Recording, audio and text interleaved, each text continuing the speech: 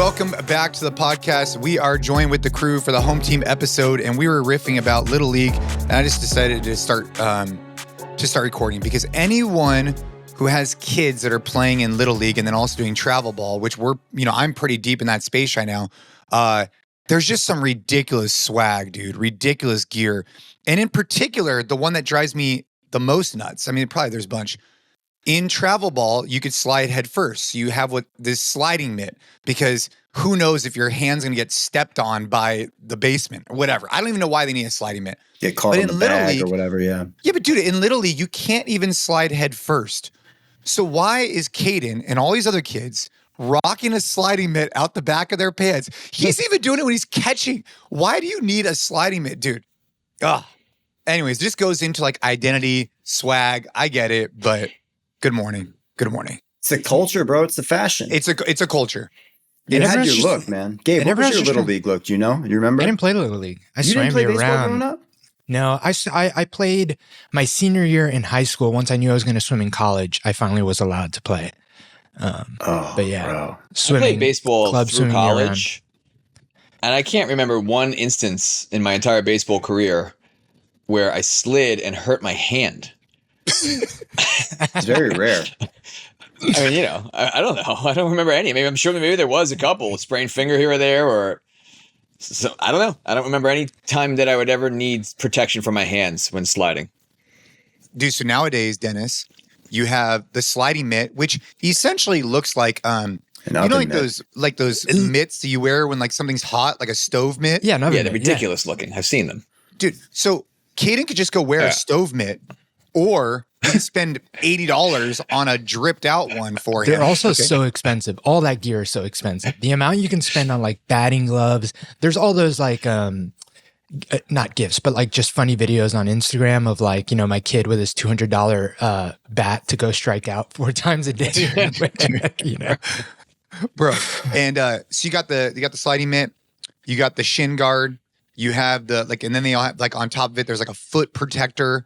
They have an elbow protector, which that one I kind of get. Then there's even like a thumb protector. What else is there? Obviously there's a helmet and all the regular gear.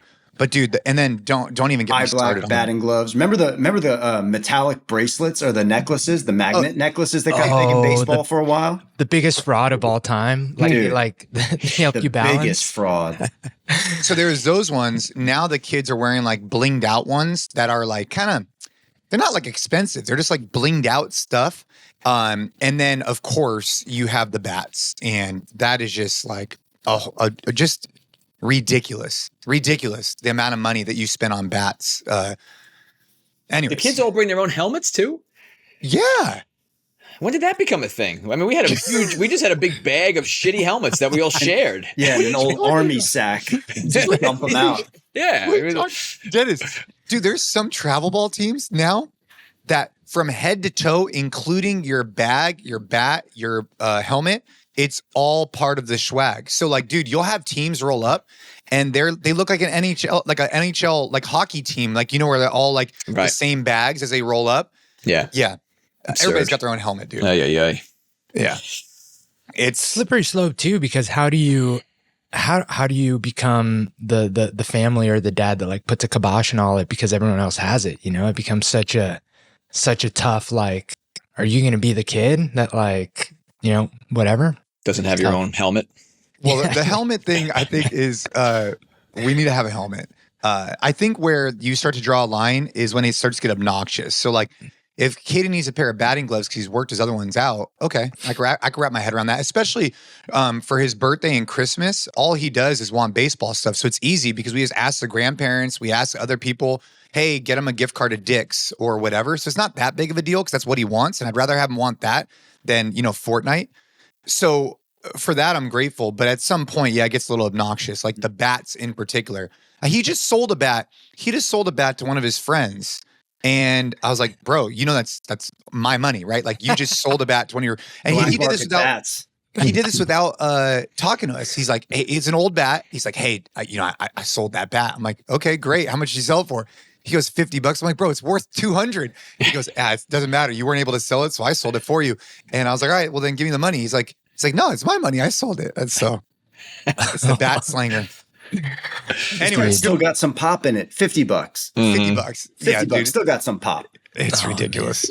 And then there's this whole controversy with these torpedo bats in the major leagues. Oh, yeah. Into the torpedo bats. Yeah. How they're like molded. They're like a little bit of a different shape. Yeah. Yeah. It's so interesting. Like the line between any sort of like, is that innovation? Like at what point is it cheating? I finally finished that book in Endure. I know I've talked about it ad nauseum on this podcast because I'm a slow reader, but the big controversy there was how Nike invented the first super shoe. So like these that are super popular, they did that as like a super secret project for the sub 2 hour marathon attempt. So like they brought like the best engineers in the world to figure out how they can make like a very soft, springy shoe, but use a carbon fiber plate to make it responsive enough so that, you know, because you can make a super soft shoe, but then it's too soft. But they added a carbon fiber plate and that kind of solved the issue, made it stable enough. And studies have shown, and I'm doing quotations for anyone not listening to videos, that it improves run efficiency by like 5%. But the big controversy there was like, at what point then is the difference between someone running a sub 2 hour marathon, which is, you know, obviously was believed to have been impossible. How much of that was just the fact that they now have access to these shoes versus before they didn't? It's an interesting conversation because at what point is some of this stuff innovation? There was a lot of controversy in swimming. If you guys remember a couple Olympics ago too, with the full body suits, they banned those. So it's always an interesting line. Yeah. And the gear thing too, dude, gets a little bit, I used to race BMX bikes as a kid, and in particular, gear was like the thing. And people could spend $500 on a bike or $5,000. And I just remember, for me, I wasn't able to have like the super bougie stuff until I got some sponsors later on, because my parents just, for whatever reason, I wasn't getting like the super bougie stuff. But I actually took pride in the fact that like I had a crappier bike and was able to outperform guys with the better bike. And it just, I don't know, baseball's not the exact same. But like you see some dudes go up there, you see some kids, no batting gloves, no nothing, and just crank it. And I'm like, yeah, see, Caden, you don't need all the swag. So anyways. The kid that can really play will go up there with a wood bat and no batting gloves and crank it. Playing well is the ultimate swag. It doesn't matter. If you play well, you can make any look work. It doesn't matter. Yeah. If you're dragging the bottom of the barrel and you got all the swag, you also don't want to be that guy. That's the worst. Well, there's a couple of topics that we wanted to talk about today. I really want to start with, for some reason, this keeps getting kicked down the road. Dennis was the one that originally suggested it, but I'm curious to hear everyone's opinion. But this idea of junk volume, and I think that this can go into a discussion of just like training volume overall. You know, we all have, I think, a different, or maybe, but we can talk about this, a different approach to how much actual volume we're doing in our own training, and maybe a different take on like what is kind of ideal. And I know a lot of this like just depends from person to person, but I think that there is some like general themes here. I'll just start with, for me, junk volume is just anything. And Dennis put this really, really beautifully in one of the earlier podcasts while he was on. But it was this idea that like the goal with fitness should be to do the least amount of work necessary to reach whatever goal you're trying to reach. And maybe you said it differently than that, Dan, but to me, anything beyond that is junk volume. Now, I think the only caveat that I would add to that, because I know that, you know, we've had these conversations, particularly me and MDV, about finishers and kind of the roles of like those kind of things at the end of sessions and flex and stuff. The caveat for me, though, is not everyone needs to have the same goal that I have when I go into training, which is like I'm trying to make every session a brick towards like adding muscle, a brick towards, you know, trying to get a sub 3 hour marathon. Like I know that that's my personality type. I like kind of like achieving something very specific, and I like what I'm doing to like very clearly be like, okay, that's a step towards that. For a lot of people, training is just going in, feeling good, getting a pump. And I think that when that's the case, then this junk volume argument like maybe doesn't even matter. Like if it makes you feel good, if like, you know, doing 100 bicep curls at the end of your workout, accumulating that with at least amount of breaks, and you're just like, man, that pump felt great. Awesome. But for me, I know that there's a point, and this is where, you know, I can give like what I think my more precise definition of junk volume is.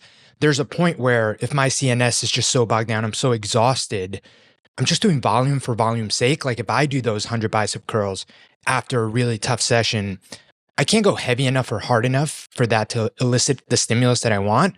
So all I'm doing is kind of putting stress on the joints and just adding more volume to like my overall week. The risk reward ratio isn't even there. So that's what I would like categorize as junk volume for me. But I think that that's where the nuance is like, are you very specifically trying to achieve a goal? And then you should try and do as least amount of work as possible to do that, just to manage stress and manage recovery. And if not, I think the junk volume thing doesn't really apply in general. I have a bit of a different take on this. You wearing a collared shirt? Yeah, bro. We highlighted that earlier. Wearing a collared shirt. I'm trying to see if my biceps still fit in this thing, bro. All this junk volume is making me too jacked. No, I think I agree in concept with you in terms of if your goals are you have a very specific goal and a very specific end state that you're working to. And right now you're in a phase or an era of your life where you're trying to build towards a specific type of physique, very specific numbers that you want to hit on certain types of tests. And I'm in a little bit of a different phase of my life in training where I want to move every day. I want to feel really good. I want to look really good. I don't necessarily have as specific of training goals to have a certain type of exact body fat percentage or an exact type of physique. I want to look and feel like an athlete. I want to be able to like look good in what I'm wearing. And I want people when I'm out to be like, oh man, this guy's obviously fit and capable.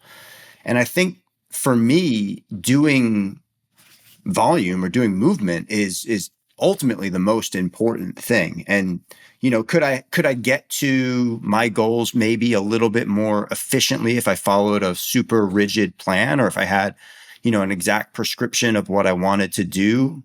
Maybe, but it would also add a level of stress to my life for me, where training is a really cathartic, de-stressing type of environment for me, where I really enjoy having the ability to experiment and the ability to add things in and try different things and, you know, add these little challenges for myself to keep me accountable to, you know, logging the reps every day and showing up. And I don't like the name junk volume because I think that could make somebody feel really badly who's on a path toward getting moving and doing something like a accumulating push-up challenge, or, you know, adding a mile of running at the end of their workout every day, whatever it is, to feel bad about it because it's not so specific. And it's one of those things that the perspective on fitness for me has changed, where it's like different strokes for different folks sometimes is ultimately where I land on this. Like this could be really, really valuable for somebody, super valuable. It could be life-changing for them to do something like that. And on the other hand, for somebody who's got a really specific goal and a program and they're holding themselves accountable to that, this could be derailing for them. So that's kind of where I land on this whole thing of quote unquote junk volume. I have an idea about junk volume, but go ahead, Dennis. I have I have an example of where junk volume is junk, but go ahead, Dennis. I'm excited. Well, you go first. No. You bring up the rear. Well, no. So yeah, I agree with both of you guys. I think of, like, to me, junk volume is anything that no longer is providing any kind of physiological or psychological benefit to the person. And they're doing it, you know, I think if you look at it from purely a physiological perspective in terms of creating an adaptation in the body, regardless of what your goal is, you know, junk volume is just anything beyond like the minimum effective dose. You know, you should do as little as possible to elicit the physical response that you want, stress the system, force adaptation. Anything beyond that is just, from a physiological perspective, probably unnecessary. And that's going to vary from person to person. But psychologically, if the person benefits in some way, shape, or form from doing whatever it is, a finisher or just doing extra repetitions or movements or sets, because it makes them feel good and they enjoy it, then it's not, I wouldn't even consider it junk volume, right? But what originally spawned the idea for me, because over the years I've seen so many people kind of fall into this trap of like, in order to get better at something, I just need to do more, right? And they just continue to add more and more volume onto their program in the hopes that it's going to provide some additional benefit. And I've seen people do this where their training session takes 2.5 hours, most of the time they're really just kind of going through the motions. And they're not like immersed in what they're doing. They're just doing it mindlessly for the sake of doing it. And it doesn't seem to be providing any physical or psychological benefit. And if anything, like Gabe mentioned, it's just kind of cutting into their ability to recover and come in tomorrow and have another effective session. And it just becomes like unsustainable. So that's what I guess spawned the original idea for me to talk about it. Because I think people fall into that trap of just more, a certain amount of exercise is good, more must be better. Yeah. And there's eventually just going to be a point of diminishing returns. Dude, Dennis, always the encyclopedia out here, man. I think you worded that really, really well. I want to give a real life example of junk volume. I was the master of the junk. I did, and you know what? Maybe you guys will push back on me and say, hey, it wasn't junk because it provided a result. But I would say that there was a time in CrossFit where it was just more. I mean, dude, there was days, I could think back. I did thousands of air squats, like 1,000 air squats a week. We're talking the numbers were just astronomical. I started off training in the garage at 5 a.m. I would do 3 sessions a day, every day, except for Sunday. And I would do long endurance on Sundays.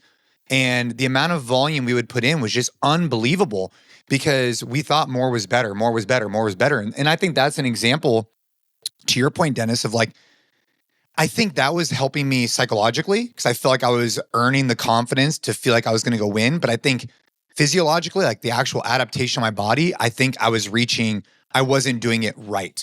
But I think at the time we didn't know any better, right? But dude, the amount of volume was just insane looking back on it. But so anyways, that was an example of junk volume, just doing more volume to get more volume in. But yeah, it's like I don't know about but that, maybe Jay, not, man. because, I think you're being hard on yourself, man. I think so too. Yeah, the sport at that time demanded that level of training. That's the thing, right? Yeah, and I don't think that's junk volume. I think so that was either. necessary for sure. What you were training for, and you can't argue with the results, man. You're a Mount Rushmore CrossFit Games legend, like a top 5 guy. So this is like the Luka Doncic argument the other day, where it was if Jason did less, could he have been number 1? It's fucking really hard to make that argument because you were so successful.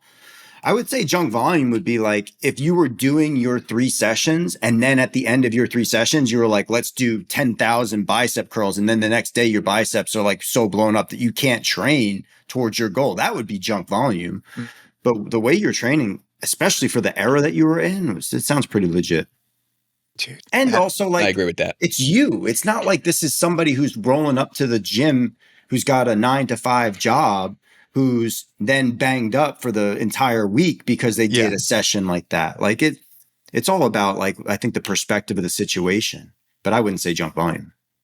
Closing the loop on the Luka thing. He's lost 35 pounds since joining the Lakers. Oh so boy, here we go. Here's Gabe. He heard the podcast and started taking it seriously. Did he hit you again? Is he playing better? He did not hit me up, but he lost 35 pounds. If you look at pictures, it's astonishing how different he looks. And some say that it was the trade and all the controversy around it, did kind of spark a all right, let me get my shit together. And good for him. Anyway, definitely good. Plus the podcast we did. Definitely. Plus the podcast we did, for sure. But yeah, the perspective is so important. I was sharing about this earlier actually on social media, and I got sparked on this because yesterday Caden had a volleyball game and Ashley's the coach. And Caden, he's pretty aggressive. And in volleyball, you can't just be that aggressive, dude. It's it's quiet. It's 4th, 5th, and 6th graders playing volleyball. And dude, he's like a bull in a china shop, and so he got upset because he whatever, and he kind of spiked the ball. And I was like, uh-oh. And so I had to go talk to him. But anyways, later on at baseball, I'm watching baseball because he had practice. And I was talking to one of the moms there, and this kid was smoking fast, so fast. And I happened to go to her. I was like, dude, you see that kid over there? That kid's hella fast. She's like, that's my son. And so we started having a conversation. And she goes, I just wish my son could be more aggressive, could be more competitive, could be more whatever. And I was like, dude, I wish my son could just chill sometimes and not be so overly intense. And it just was a good example of perspective shifts, right? Like the grass is greener. And anyways, I was resonating on that, how with the kids, like there's never going to be anything perfect, but it's like you always wish them to be a little bit better here, but then someone else is wishing the opposite. So it was a good piece of perspective for me to reflect on. Just thought I'd bring that up. Yeah, youth athletics is interesting, man, because you balance all this stuff against sportsmanship, against the lessons that they're learning on the field and off the field, and of course you want them to perform well and really want to win and want to play. But then we've all seen examples of that going overboard, both on the field and then in the stands with the parents, right? It's like a crazy universe out there that you cross a certain threshold, there's no coming back from. Dude, especially in wrestling. Have you seen some of the stuff in wrestling? Dude, some of the clips that get posted from amateur jiu-jitsu meets with little kids and wrestling and hockey, and there's a lot of famous cases of parents acting the fool.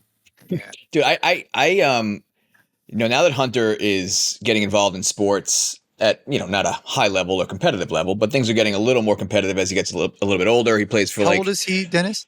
He's 7. He'll be 8 in May. Oh, yeah. He plays hockey and soccer. He plays ice hockey. And ice hockey is his main sport. It's his jam. And, he plays for a team now. It's like the first time he's actually playing games. And it's more like a scrimmage than it is a game. But, and I am pretty laid back. I mean, I'm about as laid back as you could possibly be. And I'm finally starting to understand how parents can just completely blow their top and lose their shit watching these games. Because, especially watching hockey, there are moments where I want to just run down onto the ice and barrel through the glass and either celebrate or yell at one of the other players or give one of the kids shit or yell at the coach. And obviously I don't do that, but I could totally understand that someone with a little bit of a shorter fuse can just completely lose their shit watching their kids play sports. Yeah. I have a whole new appreciation for that. I don't condone it. I don't think it's appropriate. But I can empathize with it now that I'm kind of put in those shoes. It's wild. And imagine at your kid's age, there is no contact in hockey yet at 7. There might be a little here, but once they hit, I think 10 or 11, if I'm not mistaken, there starts to be some contact. You probably know a bit more than me. Yeah. I don't even know at what age that becomes. I mean, they hit each other now accidentally. Yeah. They just crash into each other and fall. And, but yeah, I don't know at what point it becomes legal to actually do it intentionally. But yeah, that's going to be intense. And we like this is a good example. He was practicing on this new team a couple weeks ago for the first time. And Hunter's pretty good for his age. He's a good skater. He doesn't have a ton of experience, but he gets to go to the gym every day and rollerblade, and he gets to practice for literally hours every single day. So his skill set is improved dramatically just from that, very quickly. It's translated mostly to the ice, but there's still some things he needs to work on. But then he was skating with this kid on his team who was clearly better than everybody else, like head and shoulders, a better ice skater, a better stick handler, just a better hockey player. Clearly had more experience, and the kid was a bit of a smartass. He was cocky. He was talking shit to the other kids. He was waving them goodbye when he would skate past them, and he was I was getting so pissed off. I was obsessed. I was watching this kid the whole time. I didn't even watch Hunter. I was just watching this kid, and I was fuming. And I'm looking around who is this kid's parents? And after the practice, I'm talking to Hunter, and I'm like, so bud, that one kid's pretty good, huh? And he's like, yeah. And he was kind of cocky a little bit, right? And he's like, what does that mean? And I'm like, he was kind of talking to the other kids, and he wasn't really very nice. He was kind of being mean, and Hunter just didn't even notice it. He was completely aloof to the whole. Dude. Yeah, kids just don't even notice that shit until you put it into their ear, right? So I resonate so much with what you just said. Yeah. I'm so happy you just brought that up because, dude, I've talked to Gabe about this, and I'm trying to be better about it. I really am. I'm trying. But I am obsessed watching Caden play, and I'm obsessed with him being a good sportman. And I gotta let it go sometimes because it's not the other kids. I don't worry about the other kids, but Caden is kind of that kid you're talking about. Sometimes, every now and then.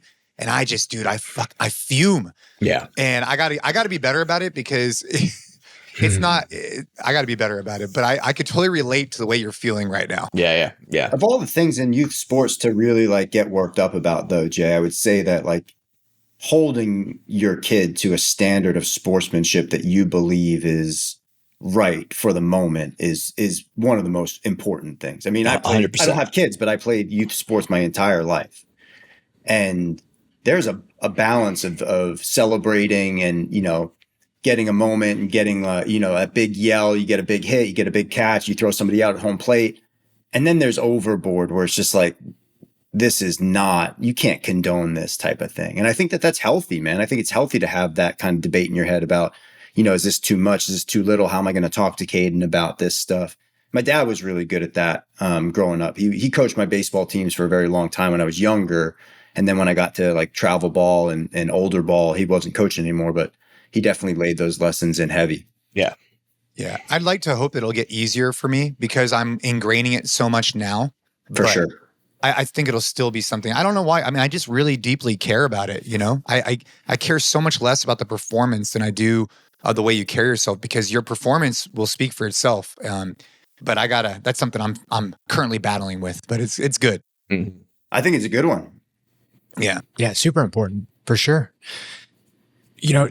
Before we move on for the junk volume thing, I think one thing that I wanted to bring up is similar to your point, Dennis, about what trips up a lot of people. I think the other thing that I hear specifically with our audience is the fact that people are just short on time. Like that's constantly the one of the biggest gripes. And then that's where, to me, then I think you have to be a little bit more focused on what you're doing, moving the needle for you. Especially if you have specific goals. For me, and this has been like super, like I would never have accepted that this would be how I train, and I think that this is a little bit of a learned skill, but specifically with following flex and more hypertrophy training, like really understanding the type of effort required to like move the needle. Dude, I only need 2 sets, 3 sets of most things now. Like I never do 4 sets, never need it. And you remember we worked out together in New York once, Dennis, and you were making the joke of like, once you're like in your 40s, it's 2 sets, in your 30s, it's 3 sets, and in your 20s, it's 4 sets. But it's so true, man. Like, I don't need to beat myself up that much, but like once you actually like kind of understand the type of effort you can put out, and you're not spending too much time like figuring out the weight and like the rep scheme, like what is going to be appropriate. You do 2 sets, 3 tops, and you're like ready to move on. And that has cut down my training sessions. Like I get flex done on a regular basis because we have less time now as the kids get a little bit older. 40, 45 minutes tops. And I mean, and it's plenty. I need 0 additional training to feel like I got a really productive session in. Well, you're also doing some combo. A lot of time. Like, for example, your 6 tempo front squats into speed back squats into, I think it's, was it walking lunges? And it's just ding, ding, ding. So, when I did those sets, I did this morning actually, it's 10-second break, right? So like when you say, 2 to 3 sets, it's really like 2 to 3 sets of 2 to 3 exercises in those particular cases. I'm not saying all of them. For sure. And that smokes you. Well, also, Gabe, like, you're training more than just the 45 minutes a day that you're putting in flex, right? You're doing your running training. Sure. Yeah. You have a very active home life. You have a farm and animals that you maintain. You're moving around a lot during those days. I think all that stuff kind of adds into, one of the reasons why the type of training you do for flex works really well for you right now. For sure. But on the flip side of that, and I've talked to guys on Instagram and even some guys that I'm working with this too, is even if you don't necessarily have things that require you to have a more active lifestyle, like I think that's the hack that a lot of people are missing, is the gym requires you to like be at the gym and that's what you're doing. But you can get movement in between calls. Like we all have like little 10 minutes here and there where we can be intentional about being active throughout the day, even if it's not like quote unquote required of you. And that like fills in all the gaps if you have to do like shorter training sessions. You probably get more out of that if you're intentional about it. But people underestimate what, yes, 10,000 steps is like this arbitrary number, but having a goal of like, this is how much I need to move during the day, like that could be extremely powerful for whatever goal, feeling better, body composition improvements, like all of those things, versus like, did I train 6 times a week versus 5 times a week versus 4 times a week? Like I rather have the person that trains 40 minutes 3 times a week, gives that a good effort. That's not that much of a time commitment to actually being in the gym, but is, taking walks after lunch, taking a walk after dinner, incorporate your family into that, getting a little movement here and there, like taking a call and walking while you call, hopping on the bike while you're watching TV, like all of those things, huge benefits. And I'd rather have that than 5 times a week, 1 hour sessions, but then like I sit on my butt the rest of the time. I agree wholeheartedly. And what I would say about those sessions outside of the gym is that is not junk volume.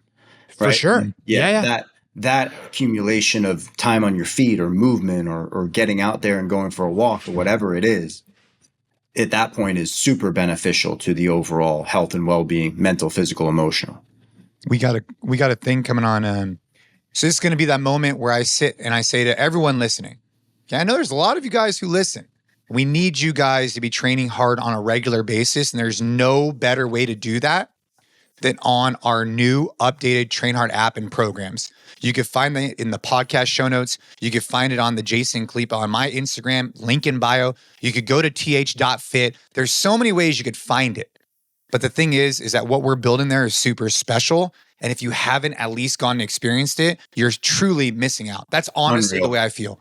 And it's not just the training programs. It's not just the progress tracking. It's not just the community. It's a combination of all three of those things. And so we got a message coming through the community tab that was after 2 chest days on the flex program, I'm not feeling as sore afterwards as I was before flex. Am I not going heavy enough? My thoughts. And so I wrote back to this gentleman, and I'm sure Gabe, you could shine some light on this later, and all three of us. But I said, in general, all I said is, I think soreness is an indicator, right, of your workout, but definitely not the only one. If you hit the stimulus, pushed it, and still feel damn good, awesome. Gains are being made and results are coming. So like, I just want to have a quick conversation here about, is soreness the holy grail on results? My perspective on this is that soreness is an indicator. It's like saying I'm getting fitter if my heart rate goes up. That's a factor, but it's not the only factor if you're doing conditioning, for example. Like, is heart rate an indicator of your performance? It's a factor, but it's not the only one. It's just like soreness. It's the exact same thing. So I wanted to open that up here and final little push. If you guys have questions for us, the community tab on the Train Hard app is a great place to connect with us. MDV and Gabe are in there regularly. Dennis, I'm recruiting him. He's going to be the encyclopedia coming in hot ASAP. So let's talk about it. Den, kick this one off. Come on, Dennis. Let's go, baby. Let's go, Dennis. Yeah. No, soreness is not an indication of whether your workout was effective, whether you're making progress. Like you said, it's an indicator. There's probably a correlation there. It's not a one-for-one kind of direct causation type of relationship. Soreness is just an indication that you introduced a novel stimulus to your body that is never encountered before. It doesn't necessarily, I mean, you can only do that so many times in a given week, month, year. So no, it's sore, whether you're sore or not. Certainly it probably feels good psychologically to experience some soreness. It just gives you the sense that like, oh, I did something that was effective. And yeah, there's something to that, but physiologically it's not an indication of much of anything. Yeah. I think, Dennis, we talked about this on the podcast that we ended up with a home team and only the two of us can make it. That's right. But there's been plenty of studies, and anecdotally, we talked about how it really makes sense that soreness is a little bit more, could potentially be more psychological and neurological than physiological, meaning that it's not, hey, there's this muscle damage that's happening causing this pain, but it's more neurological, like your body senses that you did something novel, something new. And like many things, it's just a defense mechanism to kind of give you a little like, hey, pump the brakes on that. That's new. That seems novel. And the reason that kind of made sense to me and Dennis, when we were talking about it, is we've all had this experience. And I think that's what the gentleman that asked the question is experiencing, where you'll do a session and you'll get super sore. And the next week you'll repeat the session with possibly a little bit more volume and a little bit more weight. And you won't feel anywhere near as sore, if not sore at all. And if you think about that, in a week, your muscles didn't get that much more resilient. You didn't like grow. You didn't get that much stronger. Like it takes so long for those adaptations to happen. They're like notoriously very, very slow. So what then explains the fact that, you know, last Monday, the same exact session, you were like, I couldn't put a shirt on the next day. And then this Monday, you did the same session, a little bit more weight, a little bit more volume, or you at least matched it and you feel fine or a lot less. It's tough for me to believe that like your body adapted in 1 week that much versus like neurologically, your body's just sensing, hey, this isn't new anymore. This isn't super novel. Dude, the human body is a system of systems. Dude, it's a system of systems. And trying to isolate a single factor to determine that this one thing is the only thing being impacted within a system that is completely blind. We don't have direct understanding of what's going on in the entire system, and including all the other systems working towards that to understand this. It's like, of course, it's a multi-factor type of deal. It's not just muscle damage. It definitely includes psychological, definitely includes neurological. And that's one of the things that I'm trying to like understand more about everything in training is that like, it's not like a single input into an isolated result and a single output. There's a lot of shit that goes into understanding how the body works and how you feel. Anyways. Especially the bigger muscle groups. Like as soon as you were saying that, Gabe, I was like, dude, tell that to my legs when I'm trying to sit on the toilet after a really aggressive, or tell that to my butt after the Bulgarian split squats. That is all neurological. If I did those again the same way, I'm still going to get my butt. I'll give you an example. Pistol squats, which I'll never want to do them again, ever. I've done them thousands of times. Every time I do them, my butt gets sore. Your that, Gabe? I mean, you know, it's a combination. It's a high demand movement, bro. Yeah. It's an extremely high demand movement. It's high demand on you're isolating one side of the body and taking a lot of your weight through that single side of the body range of motion. It's also highly demanding on your neurological system to maintain that balance as you're going through the range of motion. Like there's an incredible amount of stuff happening in that pistol movement that leads to those cheeks being sore, buddy. Yeah. How often were you doing them though? That's kind of, well, the frequency of this stuff makes a big difference also. Yeah. I mean, there was probably like a once in a while kind of thing, right? Well, up until it was a part of the competition. So I think 1 year at regionals or whatever it was, I did them like basically every day. Because I was trying to find the cheat code, you know, like what did I need to do to cheat it? What kind of shoe could I wear to cheat it? What kind of position could I do to cheat it? And then ultimately I was working my ankle flexibility. What do I need to do to get my Achilles, my calf, my ankle in a more flex position to be able to get me that range of motion? So yeah, I would guess the soreness would dissipate, right, over the course I got better. Right. I'm just using that as an example, but right. Yeah, I mean, yeah.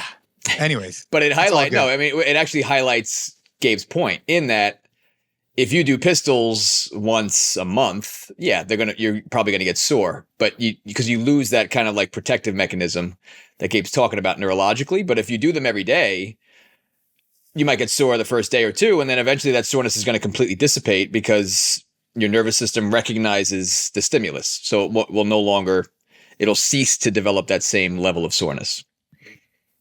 Yeah. Well, that's one example. I don't think I'm ever going to do them again, so it doesn't really. No, it's all good. Same. Yeah, same. It's fine. Yeah. There's no way. I think no pistols in my future. I'm trying to think about it. Out of all the movements, we've talked about this on the show before, but I don't think we ever brought up the pistol. Now that I'm thinking about it, is that at the top of the list of the least likely to do movements again? Would you say S tier? S tier, never do again. Well, you know what? Handstand push-ups. I think kipping handstand push-ups are above pistols for you. Probably in terms of like you can isolate a pistol. You can also do like an elevated box pistol, like a single leg unilateral stuff is super valuable, right? And we're not just talking about high repetition cycled pistols with your lifters on at the competition where you're using the Mark Bell fucking knee sleeves to get as much balance as you can. I forgot about those. Yeah, dude, those two. Yeah, create the fulcrum at the knee, and that was a good move with the pistol. But no more kipping handstand push-ups for me. That's probably the highest level. Yeah, I mean, I still take pride if I'm coaching class and we're going to be doing pistols in a workout, which is extremely rare nowadays. But if they just happen to pop up, I still take pride in my ability to, like, without warming up, without stretching, demonstrate a full range of motion pistol, like under control, control it down, stand back up. And I think it's a good indicator of like mobility, strength, coordination, so to be able to maintain that skill, I think is valuable. To do them high reps at speed under intensity. No interest whatsoever. Yeah. Gabe, can you do a pistol? Yeah. Gabe, you can do a pistol right now. I could do one with one leg. I have one ankle that's completely destroyed. Bro, my left But I also foot. haven't done like any work. Like it's 100% my fault. I haven't done any work to like improve it. But I sprained my ankle really bad, probably in 2016. Never got dorsiflexion back, and it's honestly led to like probably every injury that I've had because it's always the same leg. So anyway, shame on me. But no, I can't do it with my right leg. Yeah, I'm left not leg. Left leg. No. I mean, I wouldn't even say no problem. But I could do it. I could do it no warm up and get it done. Probably not like super control. Won't be the prettiest thing, but I can do it with my left hand leg. Right leg. Yeah. No. Challenge of the week coming up. Yeah, dude, I'm thinking maybe a challenge of the week is just one set. By the way, the challenges of the week, I know we're going to talk about at the end. Bro, they're not designed to be a workout. They're a challenge. Nobody told me, bro. Nobody told me. They're a single modality. MDV is like 2 for 2. They should take 45 minutes. Hold the fuck on, because who programmed 10 minutes max meters on the bike? That was most definitely a workout. I was not okay after that. Well, it's because you got 2,616 whatever 56, it was meters. Dennis, I didn't want to bring this up, man, but because we're talking about the max meters on the bike in 10 minutes, we have a very talented female coach on her team. She is an absolute stud, man. Meg Knoll, she holds it down. She's a fantastic athlete, bro. Rock star. She's very close to beating you on that 10. Yeah, she listens to the podcast too. Yeah, she listens to the pod. Shout out, Meg. I'm not ashamed of that. Go for it, Meg. Wait, I wanted to Dennis, shout out Meg. Did you do it again or no? No. Oh. I can't wait to hear Dennis's time on the 100 so calories. Full disclosure, Gabe, you got to let us know what you're going to get. He's gonna hit it on a C2 at some point. Yeah, I gotta make it up. I got my hands on a C2. Thank you to Jason Khalipa providing that. But I did get to do it. I did get to use the C2 for this week's challenge, so we can measure apples to apples. Nice. Hey, so before we get into, I know we can get into this at the end, but as a what's it? A tease. The bike took me smooth, steady 6 minutes. Was that what it was for you guys? No, what? I was right. I was around the same. I was there. I was like exactly 6 minutes. I didn't go smooth and steady. Dude, I was definitely under 6 minutes. I can't remember exactly what time. I was down to die on this one. I mean, it was my challenge, so I went hard. I had 402 on the bike. Shut the fuck up. No Bro, way. I went hard on the bike. For 100 calories? Yeah. Yeah, but then you have 200 push-ups coming up after that. I'm good at push-ups. Yeah. I don't know. I think that was the risk reward for me in this workout. I think I had to go as hard as I could on the bike because I thought that I would be able to still maintain decent sets on the push-ups throughout. Obnoxious word. We should just talk about it now since we're talking about it. I thought we were going to talk about seed oils. I want to talk about seed oils. Well, I want to talk about seed oils. Let's talk about seed oils. I actually really want to talk about seed oils. Before we get into seed oils, can I just tell you guys, dude, so I don't need to tell you, but it's fine. There was just a birthday surprise for at a restaurant that just blew my mind. But unless you were there, it doesn't do it justice. So maybe we'll just talk about seed oils. It's fine. Couldn't have been a more random fucking segue there. But all right. So this all came from. So on Jason's Instagram, a post went up, and it was a carousel, and essentially like the main kind of idea behind it was, here are things that like a lot of people obsess about because in the fitness and nutrition industry it gets like blasted. And here's what you actually should focus on, that being just the basics, right? Like train hard, be somewhat consistent, all of the stuff that essentially we talk about that I think is much more bang for your buck. And one of the things that came under the category of like, noise that's out there that I think people obsess with is, and the exact verbiage, and I think that this is important, is seed oils are killing you. And it's funny because if you go through the comments, it was overwhelmingly people being like, yeah, like exactly, like thanks for sharing, like a lot of positive, but with the exception of even some people would be like, this is awesome, but seed oils are bad for you. It's like, this is awesome, but like you got the seed oils part wrong. And like, it's funny. Like we've talked about this on the podcast before. Like I definitely went through a phase where like I would literally give Jason such a hard time. I'd be like, you're having oat milk in your latte. It's going to kill you. And, you know, I've come around, thankfully. And I think that, you know, I mentioned this to Jay, like kind of having kids and just like not even having the energy to like really focus on some of this stuff like so dogmatically has been a big part of that shift. I think that like, yes, some of this stuff, like, is it great for you? Like, is it something that like you should go out there and like, I'm going to start cooking everything with canola oil? Probably not. Like, probably not a great idea. Like, should you prioritize foods that have these things? Like, that just intuitively doesn't seem like a good idea either. But that being said, I think that like there is a very, very strong fear-mongering aspect. And that's why I thought the word was important, because people in the comments were saying like seed oils are bad for you. Maybe. But like what I was saying is that like believing that seed oils are killing you, like really like stressing so much about like, hey, if there's, you know, canola oil in this ingredient list, I can't touch this food. I think that that's doing a lot of people more harm than good. But curious your guys' takes, but that's kind of been my evolution with all this. And I just thought it was funny that that was the one thing out of everything else that we listed on there that people like couldn't quite get behind.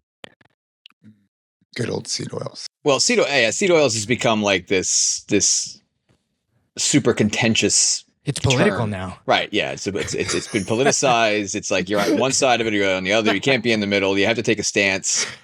It's kind of a sign of the times, which is ridiculous. But I'm still firmly in the camp that you should avoid them.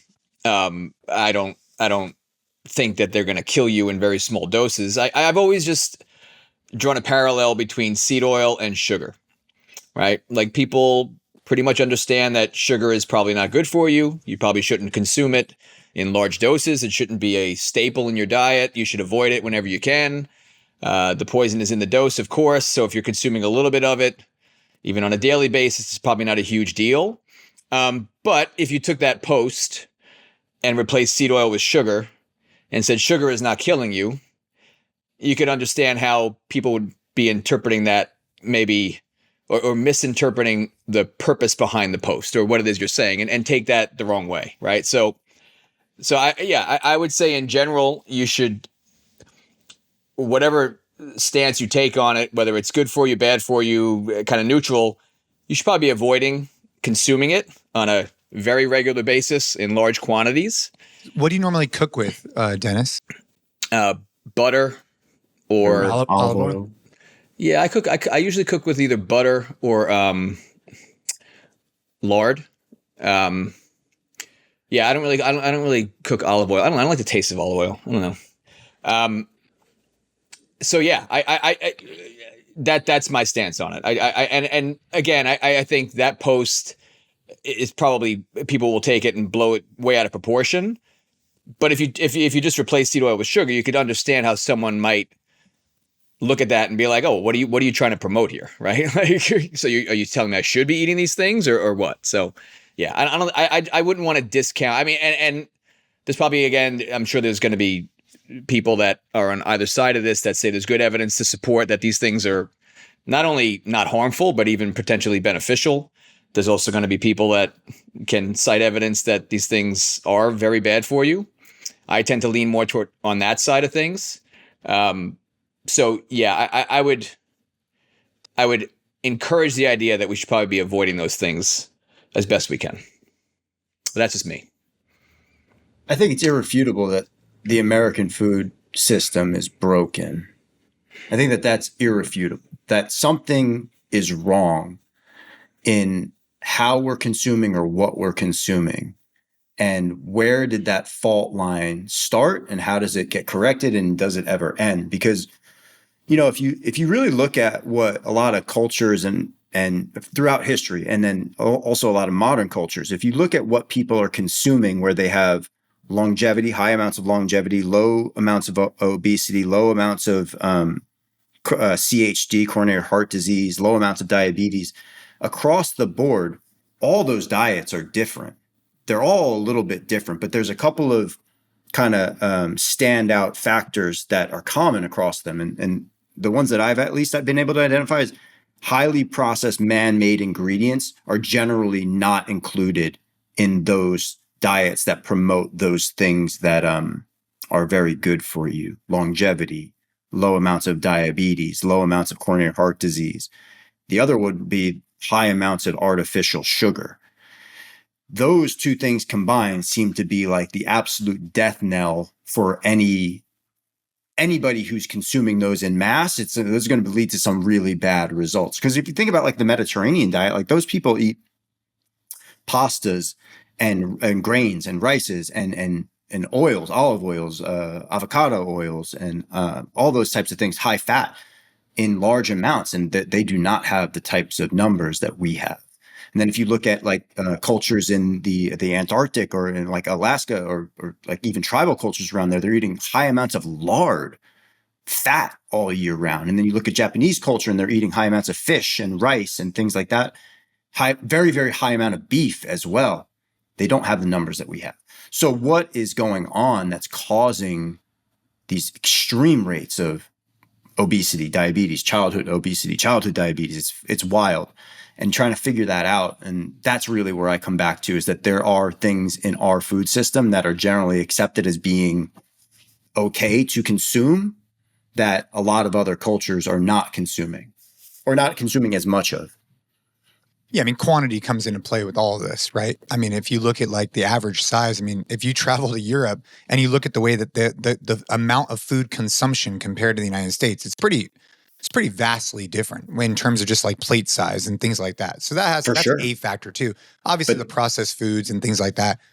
Yeah, I just think that the whole point of that post is just like, it's so easy to get caught up. And I appreciate for Gabe. I mean, another thing that he told me, he's like, he was saying, dude, the community section on the Train Hard app popping off. He's fired up about that. And I'm allowed to drink oat milk now. So those are two things that really don't do it.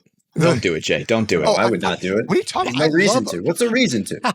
I love the taste of it. I love the taste of oat milk. And you see, dude, now you have two other guys to give you a hard time. First of all, it's not milk. Let's just be clear. It's not milk, first of all. It's pressed oat drink.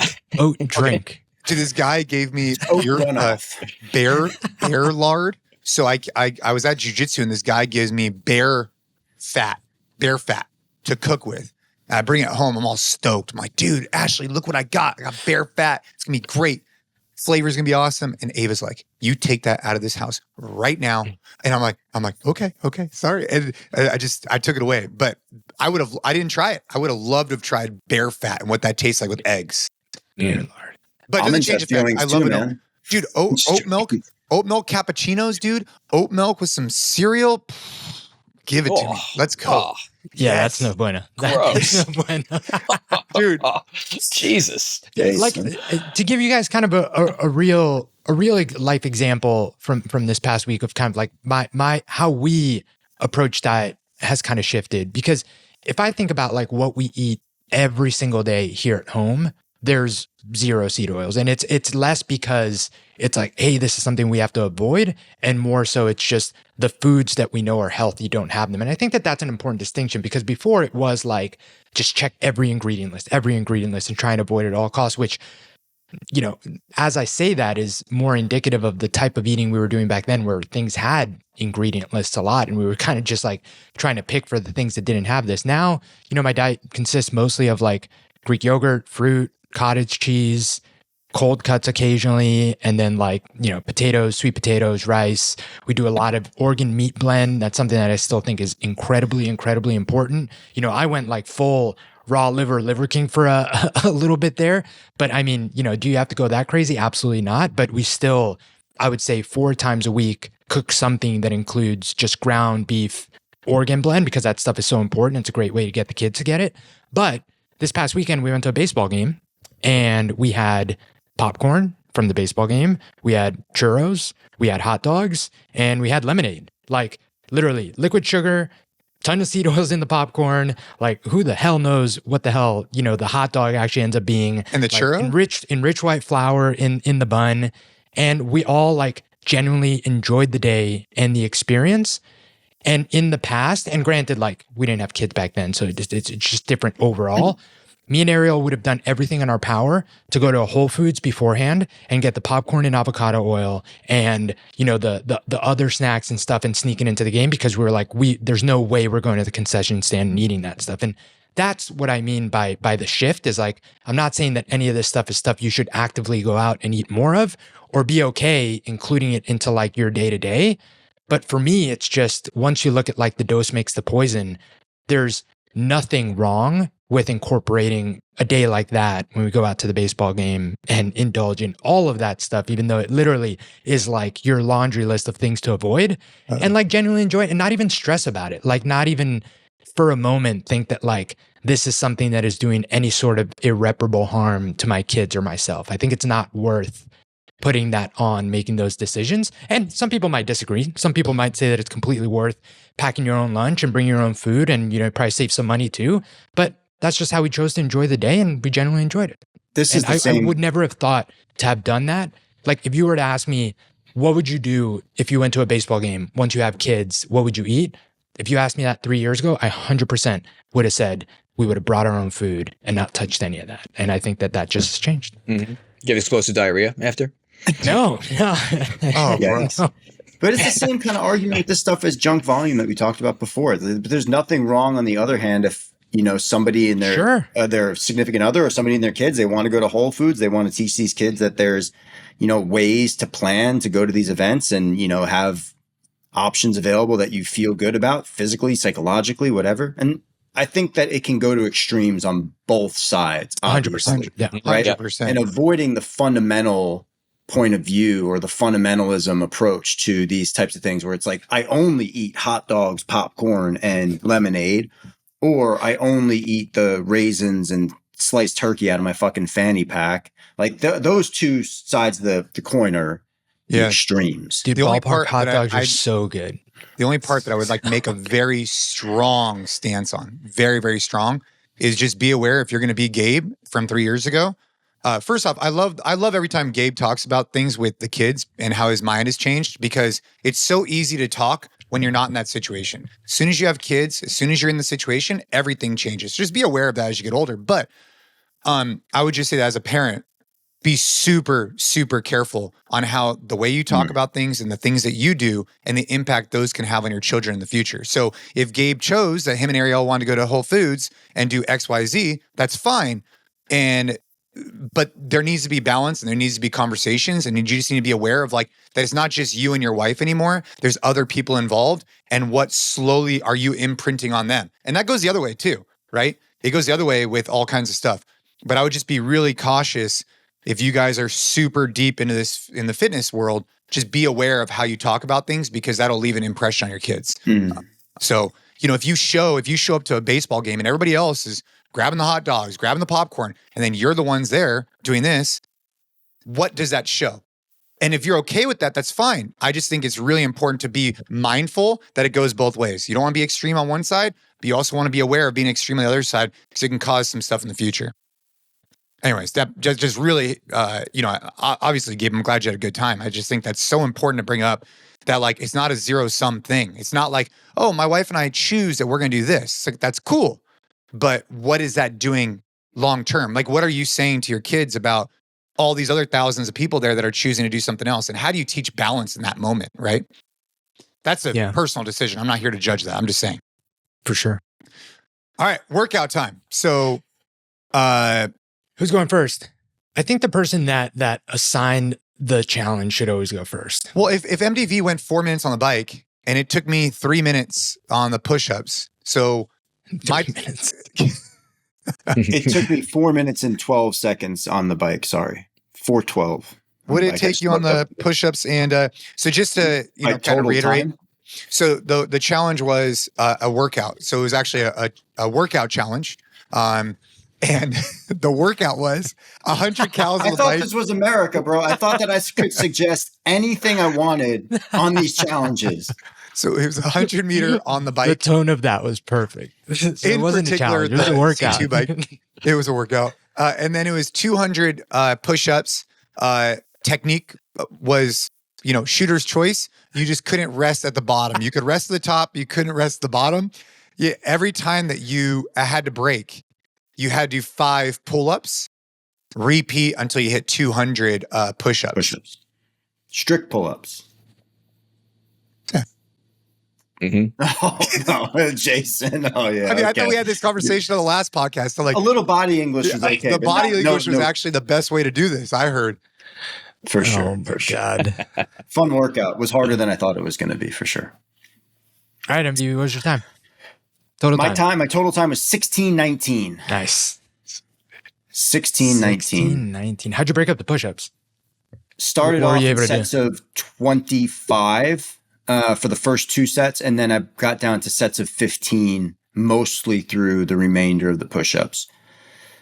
But I was hurting after the bike big time. It was very, very difficult to do the push-ups after that intensity on the bike. I thought this was one of those kinds of workouts. I thought of it like Jackie almost, where it's like, I'm going to be really fucked up coming off of the bike, but I know I'm going to be able to do the rest of the movements no matter how shitty I feel doing those movements. So I didn't want to like pace the bike at all. I really tried to go max effort on the bike.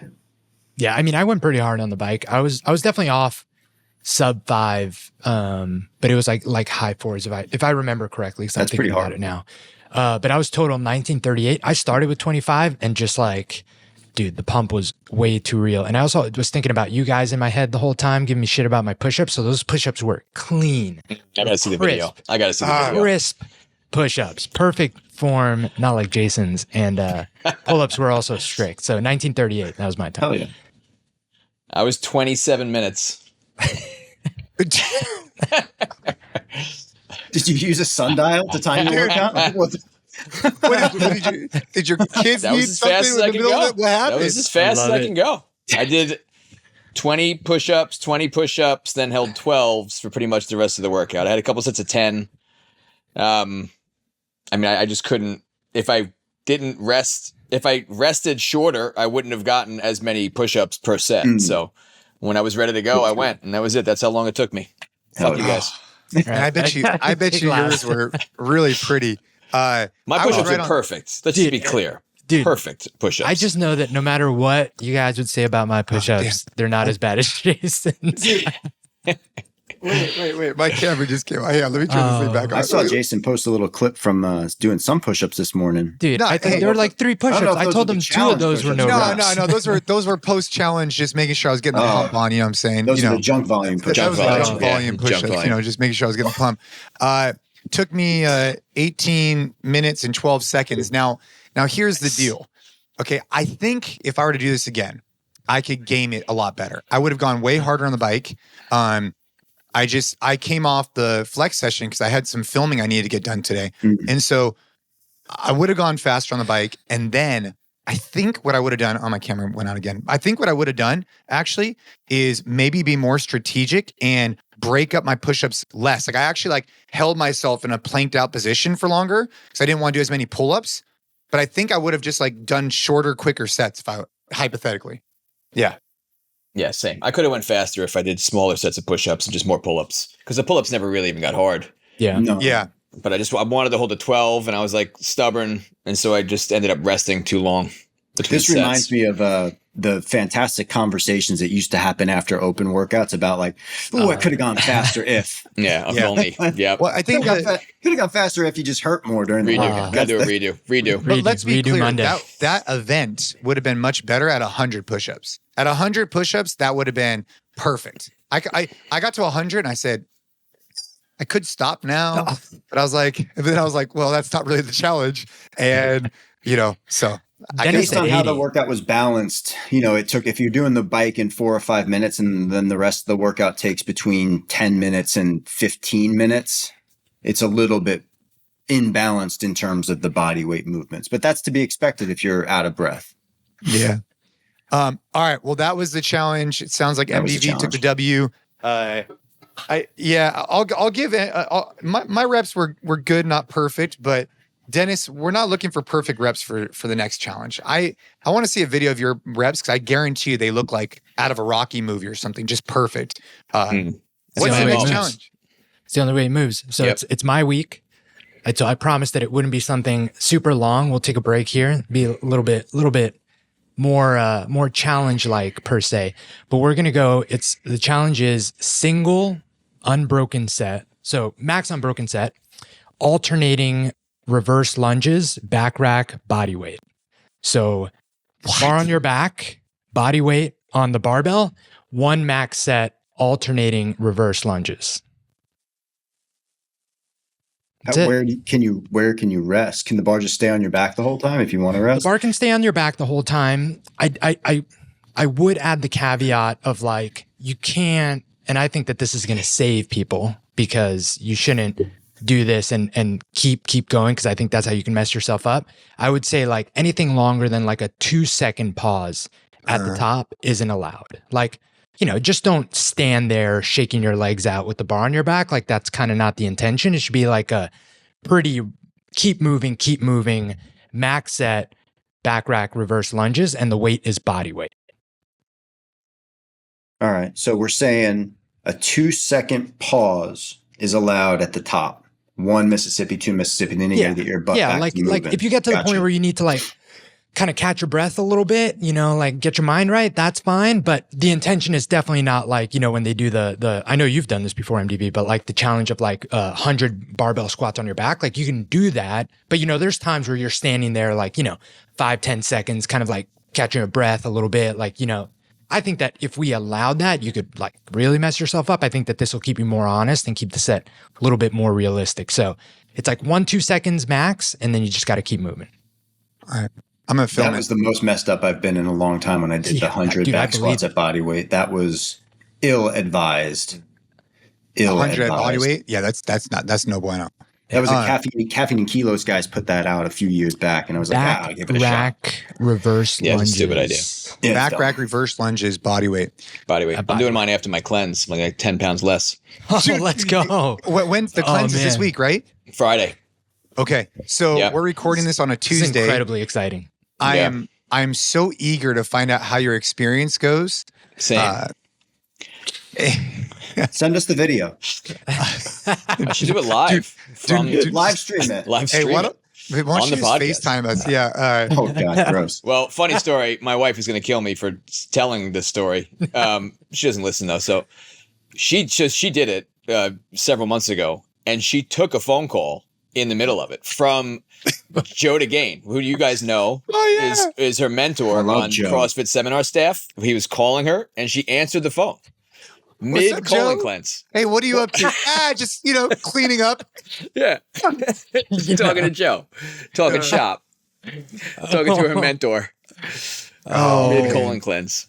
Man. Yeah. Well, gentlemen, I appreciate you guys. Before my camera turns off again, I just want to say thanks for the conversation. That was a lot of fun today. I can't wait to hear about the colon cleanse for next week. Mm-hmm. And, if you guys are listening out there, we greatly, greatly appreciate you guys. We've talked about this earlier. Make sure to go check out the podcast show notes for the new updated Train Hard app. And also, if you get value from these shows, whether it's the home team episodes, whether it's Gabe and I, or our guest episodes, it's a simple ask. Rate the show, review it. I know that it takes you guys, some time to do that, but we would really appreciate it. So rate the show, review it, and as per usual, keep training hard.